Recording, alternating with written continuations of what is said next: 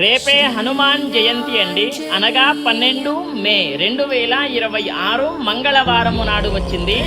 ఆ రోజున ఆంజనేయ స్వామి వారి యొక్క పుట్టినటువంటి రోజు కాబట్టి ప్రతి ఒక్కరు కూడా బ్రహ్మ ముహూర్తంలో లేచి తలస్నానము చేసుకోండి. అంటే సూర్యుడు ఉదయించక ముందే లేచి తలస్నానము చేసుకొని చక్కగా ఆంజనేయ స్వామి వారి యొక్క దర్శనం చేసుకోండి. అదేవిధంగా మీకు శని బాధలు ఉంటే ఖచ్చితంగా ఆ రోజున నవగ్రహ ప్రదక్షిణాలు చేయండి.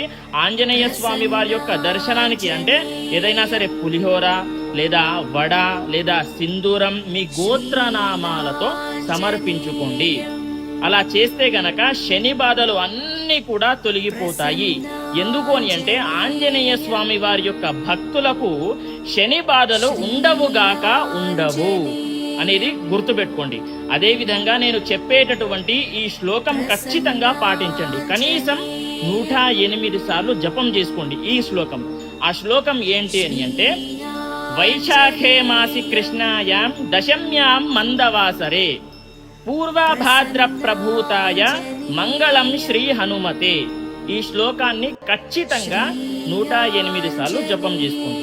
అదేవిధంగా చివరికి హనుమాన్ చాలీసా కూడా ఒక్కసారి కనీసం చదువుకోండి.